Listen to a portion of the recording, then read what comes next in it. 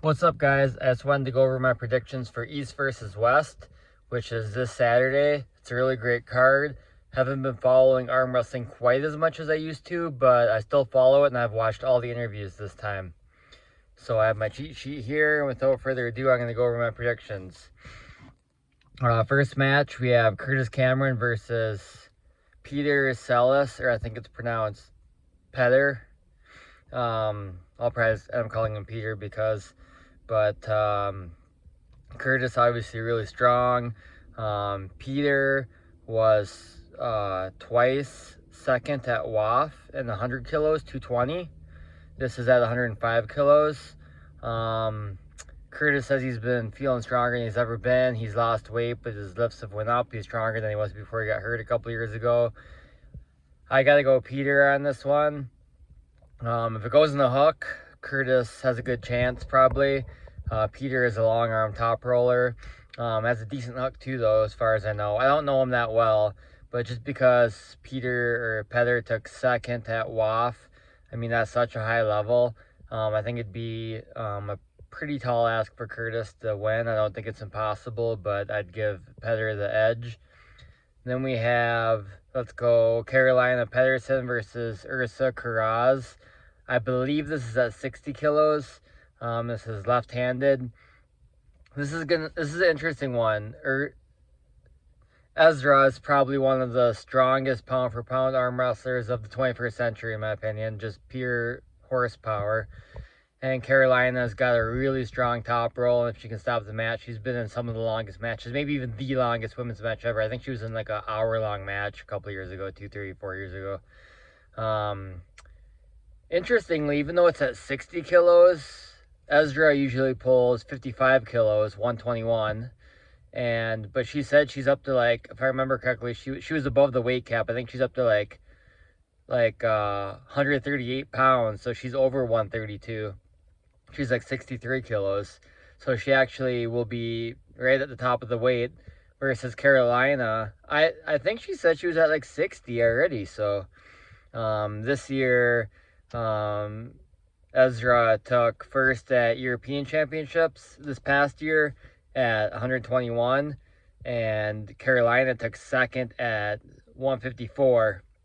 But Carolina she wasn't actually 154. She just pulled that weight class for a challenge, and she still took second. She was probably like 143 at the most. But Ezra's got 14 European titles and 11 WAF titles. I think this is going to be a barn burner, and Carolina wins if it's a barn burner. She'll end up taking her hand, defensive top roll, and bleed her out. But if Ezra wins, it'll probably be quick. I think Ezra's got more power, more horsepower, but Carolina's hand control is insane.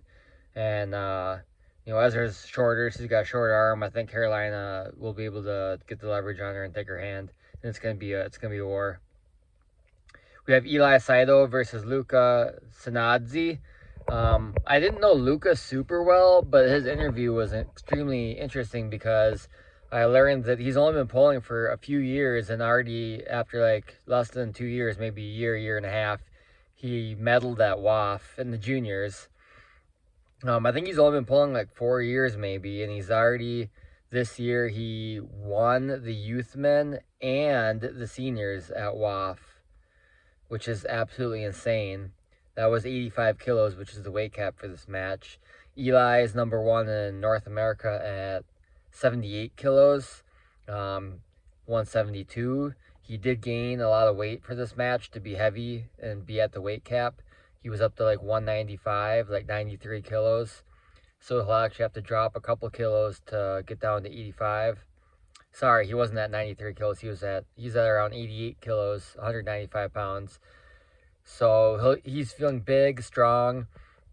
I gotta pick Luca on this one, though. As strong as Eli is, I mean, Eli got a win on Varej. Varej won in the end, but Eli beat him once at the World Series Finals, which is absolutely incredible. Like, Eli's hook's definitely world class, and Luca likes the hook, so it'll probably end up in a hook. But Luca just destroyed Nerdlot like nothing. So I think Luca will win. I think Eli's best chance, actually, even though he's almost predominantly a top hook puller, he very seldom top rolls. I think he might have a better chance top rolling Luka because Tom Rositz did top roll Luka at the Europeans last year.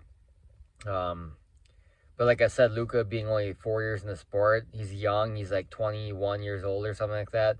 Obviously, his level should be just rising, rapidly. I think he's probably already top 2, top 3 in the world at this weight. And Eli, as strong as he is, I think is probably at best maybe 10th at this weight. Probably not quite top 10. So I do go Luka as the fairly heavy favorite, but it'll be fun to see them bang hook to hook. If Eli can make it a war or pull it to win, I'll be extremely impressed. We got Vlad Krivoskas, better known as Vlad the Destroyer, versus Manifester, as he's known.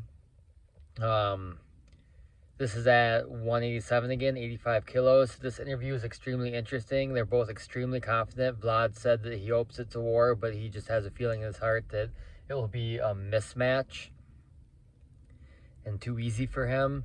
And on the other hand, the Manifester said that he's going to stay at 85 kilos till he becomes the champion. Then he's going to move to 95 and be the champion there, 105, 115, then finally supers and be the champion of every weight class. He seems extremely confident. Admittedly, I did not know who the Manifester was until this match was announced. I have never seen any of his matches. I didn't do that much homework. But I know he won the Swiss Open at 85 kilos. And I heard at that tournament he beat Dmitry Myrov. I consider Dmitry to be top 3 in the world at this weight. And with the right hand, which this is a right hand match. I don't know if I said that. And obviously Vlad the Destroyer is extremely strong, but I don't think he's top 5 at this weight. I could be wrong, but just based off that, I go Manifester. I think he must be the real deal. He's gonna win this match, have a match with Samushia next, and since he can beat Myrov was very close to beating Samushia. Who knows? Manifester might beat Samushia. I haven't seen Samushia in a while, so it's hard to say. Then we have Efi Komik versus Tarkan Musafarov. This one's really interesting. It's hard to say for sure because they don't have a lot of like opponents. Efi won WAF and EAF last year in the super heavyweights fairly dominantly from what I've seen. I haven't seen all the videos. And Tarkan won the European Championships in 2024. Then at the Worlds, he was only 4th in 2024, behind Gabor Boda the Cute, the guy that Dave Chafee destroyed that people online say sucks. Obviously, he doesn't. So this is super heavyweight right hand. Efi also beat Manuel Battaglia a few months ago fairly easily. I would say it was easy.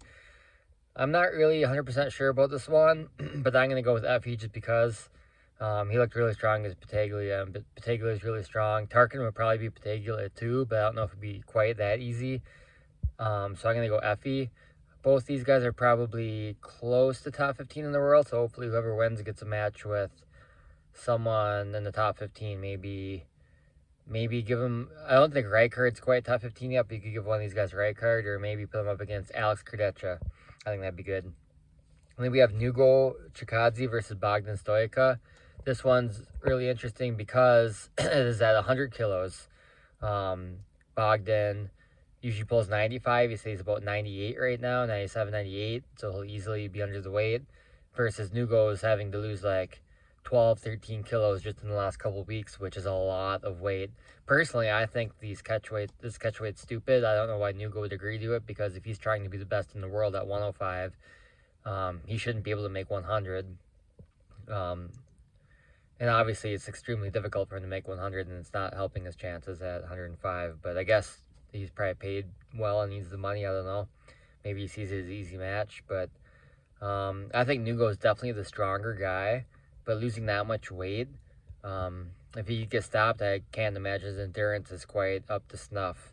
Because when you lose that much weight, your endurance has to go down. And your power a little bit, but more your endurance than your power even. Now Bogdan, I will admit I underestimated him last time. I didn't think he had much chance against Paul Lin, and he won. This match to me will show if, not to disrespect either guy, but it will show if Bogdan is the real deal, or if maybe Paul just had an off day or slipped a little bit. yeah, based off the Paul match, assuming Paul was peaked, which he says he was, I think that if the match stops, Bogdan has a pretty good chance, but I have to go Nugo. I just have to slightly favor him. Interesting to see if he can make weight. He seems a little bit nervous about it. These guys were entertaining in the press conference. Bogdan said that if Nugo needed help losing weight, he'd put a leash on him and walk the dog in the gym at the venue, which was funny. Then we have Matt Mask versus David Araboli at 115 kilos. Matt's up to like 107, 108. David's right at 115. So for people that don't do kilos, Matt's like 247, 248. David's right at that 253 weight limit. David took third last year at the European Championships, but was much lower at WAF. That was 110 kilos, 242. I think Matt's the heavy favorite here. David's really strong, but he's stronger left than right. Actually, I think this would be close left-handed because Matt's slightly weaker left. Lately, it seems like he's not that far away, right versus left, but still probably slightly weaker left. And David's slightly stronger left. I'd like to see him pull left, but I think the style is bad for David. He's strong in the hook, but his hand's not that big. And I think Matt's extremely hard to turn into a hook, and I don't think David's getting there. And once Matt takes the hand, maybe David can hold him for a little while without his hand, but I don't think it will be very long. I think Matt's the heavy favorite. This is one of the matches I'm most sure about. Then we have Fia Isaac versus Brigida Avantfi at 70 kilos. Last year at WAF, Fia was second and Brigida was fourth. Obviously, Fia is the East versus West champion, and I don't even know how many times she's won WAF, probably like 15 if I had to guess, 10 plus I'd say, versus Brigida's won WAF many times in the Masters, a couple times in the Seniors, and is almost always on the podium, just because I think Fia's beat her every time they pulled, so I have to go Fia. But Fia did take a loss at WAF this year to a junior girl who took second in juniors, which was extremely surprising because I thought Fia was pound for pound the best female in the world. And she lost to a girl who lost to another girl, and they're both juniors, which is absolutely insane. Hopefully after Fia wins this one, she'll get maybe a match with the Kazakh to beat her, or the Georgian girl to beat the Kazakh girl, one of those two. But Fia said Brigida is always very dangerous. She's very strong, and you can tell just looking at Brigida how strong she is. But super match format. We'll see if Fia gets the match with the Kazakhstan girl. Maybe I'll pick the Kazakhstan girl, but I think for now I'm not picking against Fia in super match format. And I'm just, not to take anything away from the Kazakhstan girl, but I'm going to assume that Fia had an off day at Worlds. Maybe her right was a little bit tweaked. I don't know for sure. I haven't heard anything. That's just maybe what could have happened. And for this time, moving forward, until I see otherwise, I will not pick against Fia right-handed at 70 kilos in super match format. So I'm going to pick Fia on this one, but we'll see. And then we have Michael Todd versus Camille. I think this is really interesting because they pulled a year and a half ago and Michael Todd won. To me, I seem to be in the minority for some reason. For some reason, a lot of people think that was kind of a convincing win. And I don't know if they watched a different match to me or what, but when I saw it, it looked very close. Couple debatable calls that could have made the match end up going either way, in my opinion. Or at least if Michael won, it should have been like 3-2, not like, I think it was like 3-0, but I think it should have been like 3-2, in my opinion. Interestingly, Camille says he's going to actually try to, I think he said he was going to try to top roll Michael, with not just do the floppers press, but I mean, obviously that's a good strategy. That's how you have to pull Michael to beat him. But did Camille really get an elite top roll in the last year and a half? The way Camille beat Jerry was impressive, but is it because Jerry declined? Or is Camille that strong now, you know? They both seem pretty confident. You know, they're both kind of cocky, in my opinion. I think that if I had to pick, though, gun to head, I'd pick Michael Todd again. I think that just the style, it's hard to press Michael. But if it turns into a bloodbath, Camille might have more endurance, too. I could honestly see this one going either way, but I give the slight edge to Michael Todd. Probably similar match to last time, but even closer. Could be the match of the card, in my opinion. And then we have, I forgot about this one. We have one of my favorite matches. We have Jordan Sona versus Sergey Kalinichenko. This could be an absolute war. This is at 115 kilos, right-handed. To me, whoever wins this one's probably top 3, top 4 in this weight class. You know, you have Ivan Medashenko, Dave Chafee, and then these guys probably, with Reno being hurt. And so it's interesting because Medashenko beat Kalinachenko last time, and Jordan pulls somewhat similarly to Medashenko in the fact that his wrist is dang near untop rollable. They don't pull exactly the same in the hook, but Jordan's more of a drag side pressure hook in my opinion. Maybe gets a little more opened up if he gets stopped than even, but it's interesting. Is Kalina just gonna go through him? Excuse me.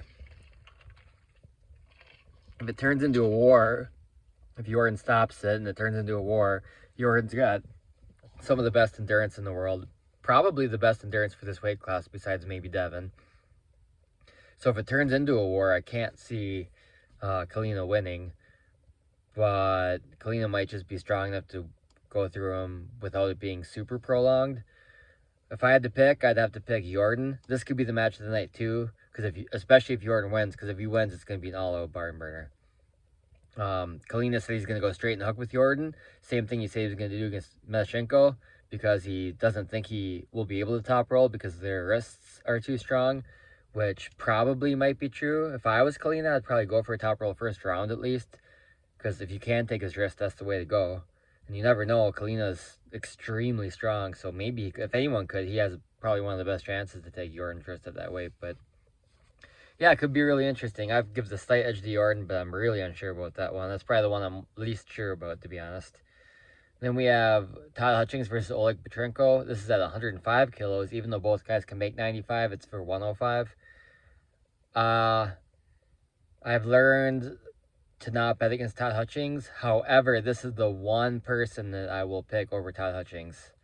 I think the style is good for Petrenko, bad for Todd. And I think that Petrenko is the one guy, or the only guy, I think the only guy that can beat Petrenko at this weight is Devin. I don't think anyone else will. Petrenko's cup is so strong, he'll be able to cup and turn Todd Palm up, which is the way you have to go to beat him. And I think Petrenko is just too strong. Obviously, if it turns into all-out war, if it's center table, all-out war, pretty even, I think Todd probably has more endurance. I don't think Petrenko has the best gas tank. I'm not saying it's bad, but I don't think it's the best. And Todd's endurance is insane, but I think Petrenko is just too strong. That dude is just, he's insane. He has so much horsepower. And then we have Devin Larratt versus Vitaly Letein. Interestingly, I know Devin's like the fan favorite, right? So he has so many fans. It's not too surprising actually, but a lot of people, even the other pros, the other people on the card, a lot of them seem to be picking Devin in this one. And Devin said he thinks he's the strongest he's ever been on the left. He's coming in probably around 300, maybe a little more. So he's big. The Letein's around 330. I could see a way Devin wins. And on one hand, I'm like, don't bet against Devin because he always surprises me. When I think he's going to get destroyed, he surprises me a lot of times. Like, I thought Andre Pushkar back in the day would destroy him left-handed, and Devin shocked me. So after that, I'm like, don't pick against Devin. He'll find a way. So I picked him, though, to beat Dennis way back in the day on the left, and he got destroyed. So if I had to pick gun to head, I'd go Letein. I do think that being 7 rounds favors Devin because it's a title match. And once they slip once, all the rest of the matches go to the straps, which is a new rule, which I strongly dislike because it changes the game so much. Even though I like the straps personally, I don't think that's the way it should be, but that favors Devin. And once he gets a stop, he probably has a good chance to win. But Letein does have a good gas tank too, so it's not like when Devin stops, it'll be over. And Letein does have a press now, or at least he does right, so maybe he does left too. But if I had to pick, I'd go Letein. Yeah, I don't think I'll pick anyone to beat Letein until I see otherwise. I think Devin could be in the top 5 left-handed now, but I think Letein is just a slight favorite here. So to go over again, I'd go Petr Celis over Curtis Cameron, right-handed, 105 kilos. I'd go 65-35. Curtis says he's the strongest he's ever been. That's Curtis Pork Chop Cameron. I go Carol Pedersen over Ezra Karaz, left 60 kilos. I'd say 55-45. I could see Ezra just being too strong, but if it gets into a war, Carolina has the advantage. Lucas Anadzi over Eli Saito. If I go 80-20, I think Lucas top 2, top 3 in the world. Interested to see him pull Oleg Jacques next, to be honest. We have the Manifester versus Vlad the Destroyer. I don't know these guys that well, or I do know Vlad very well. I don't know Manifester very well, but given that he beat Myrov, I give him the edge. I'll say 70-30. Then we have Effie Komek versus Tarkan Musafarov, right-hand supers. I'll go Effie 60-40. Nugo Chikadze versus Bogdan. I'll go Nugo 60-40. If it stops, though, I think Bogdan can bleed him out. Matt Mask over David Araboli. Bad style matchup. Matt will take that hand, and it's over. I think 75-25. Fia Isaac over Brigida Avantfi. Title match here, 70 kilos. I'd say 70-30, maybe more. 75-25, I'll say. Michael Todd over Camille, I'll say 53-47, one of the closest ones. Then we have Todd Hutchings versus Petrenko. I go Petrenko, I want to say 70-30, 65-35, because Todd's amazing. We have Yorin Sonev over Sergey Kalashnichenko. Sergey might have more horsepower, but if it stops, if it's close in horsepower at all, close enough that it stops, you can't outlast Sonev. So 51-49 to Sonev. Match of the night, in my opinion. I'm calling either that or Camille Michael Todd. Those could be the matches of the night. The women's match too, Carolina and Ezra could be match of the night too, potentially. Then I'll go Letton over Devin. I'm going to say 60-40.